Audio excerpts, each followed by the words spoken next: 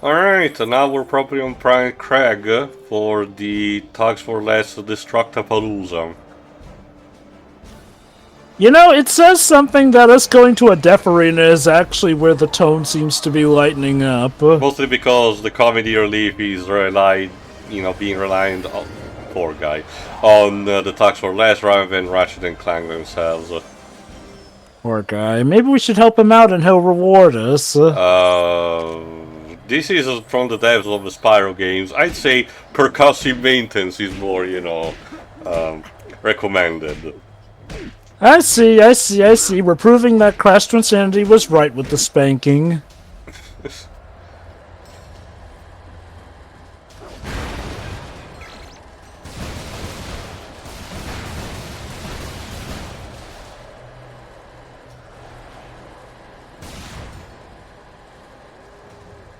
So yeah, the Destructapalooza is your typical arena, more on the weapons that I will get later, but thankfully Mr. Zurk returns. Also you can get new armors, again something more akin to the previous games, so there aren't that many, and if I recall correctly a couple of them might be reserved for challenge mode, but this game has so little extras that you probably would not see that.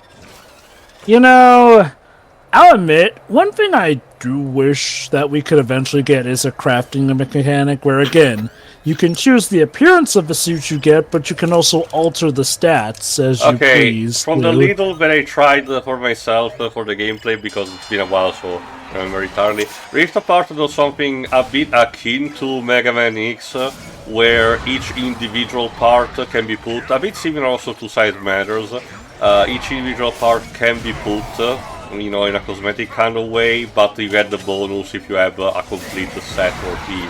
Although some of them are purely aesthetic, like some free update slash DLC ones where it's just there to be nostalgia type of costume, like the Holoflux armor from A Crack in Time, the base armor from Going Commando, yes really, even if I really don't like it, we decided to put it there. And the too edgy for you base armor from Deadlocked. Yes, that one is there too. It is essential that we remind people that Deadlocked was a thing. Remember, even that. I argued the too edgy for you armor in that game was one of the less memorable. Not even technically bad, but for the standard of the franchise, it really was not telling me anything. To be fair, a lot of people remember it because it's Ratchet cosplaying as Commander Master Chief, essentially. Mr. Chief, yes. So, kind of hard to get that out of people's minds in the time when this franchise was trying to be Halo. God, how the times have changed, though. Alright, for now you have your typical arena structure of multiple hordes. Even the containers that release the mooks are more similar to the ones of the previous games. Again, that's pretty cute. I also got in the meantime one of the upgrades for the Nightmare box that allows itself to, to defend by spitting acid to the enemy. It's not that much, but it's a good extra to give it a bit more of resistance. The only thing that I don't like is this jingle that you get every time you finish one of the combat arenas. It's a bit too generic. Bit off, isn't it? Otherwise, the arena is there to give you the usual type of rewards outside of a plot mandating one. A lot of bolts, gold bolts, and potentially schematics for the RYNO in this case. So, a lot of the stuff you'll see me doing off screen. Also, another thing, the narrator for the announcer, for this arena is one generic Task for Less, but as I said in the first part, since a lot of time has passed and their hierarchy has been restructured after, the defeat of their leader, they don't really remember Ratchet. Weird.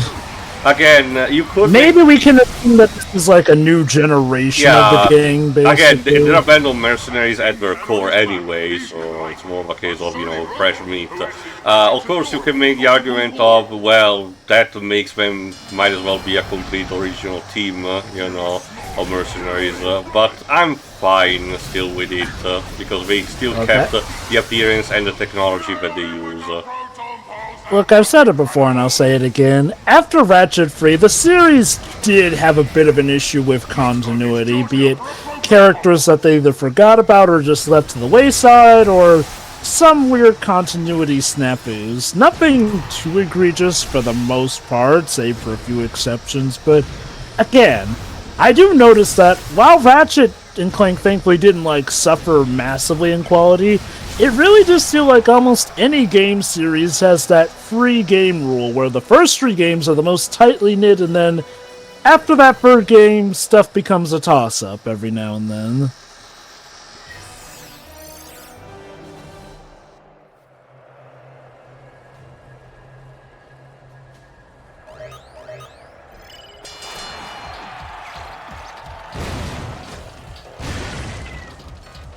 One of the more hilarious things about it is that the Task Force has come back again for Rift Apart, mostly because they can recycle partially the models as a result. You will be able to notice, but Rift Apart, very sneakily, is a project that reuses a lot of assets from the future saga and the reimagining in 2016, believe it or not. But the Task Force Less there have their gimmick that they decided to rebrand for marketing purpose into, I shit you not, Goons for Less.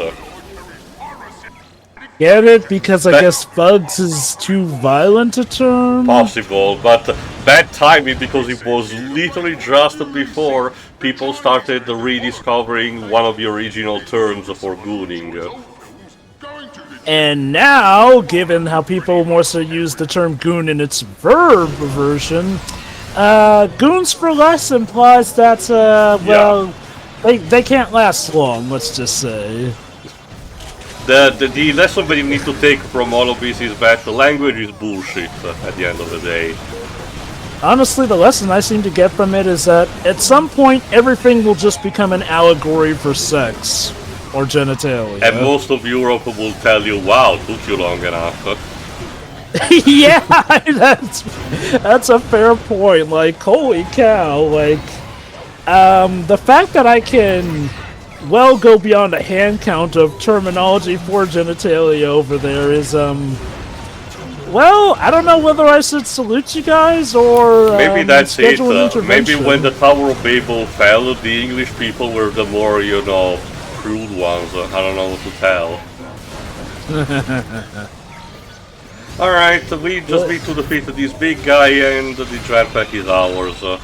But as you can see, this is just a recolor of the boss that we fought, to get into the orphanage. Hopefully they don't reuse bosses too much in this game. Not only for the arena, they do a Kingdom Hearts kind of effect where if you want to have a kind of a rematch, but not really at the same time, you can, find that in the arena. Okay, that's fair. Also, the model of the jetpack is the one from the one that was used from the first game, but its function is completely different. You'll be able to see that in the next part, if I recall correctly. But basically, it allows you to actually hover around, believe it or not. So, I don't remember if it had already... Yeah, something like that had being tested in the previous games, mostly about gliding. But if I recall correctly, this is a game that premieres properly the idea of flying around, almost without complete control, just using a resource and a controlled environment for you to use. You'll be able to see. And yeah, I got Mr. Zircon in the meantime. Mr. Zircon has a bit of an extra gimmick in this game, but we'll need to upgrade him to actually find it out. There you go. So with that out of the way, in the next part we'll actually proceed back with the plot. Properly on planet Silox, where supposedly the Frog Twins are trying to summon the Cthulhu Abomination. So, see you for that. Friend. City. See you for that. Bye. Ta-ta.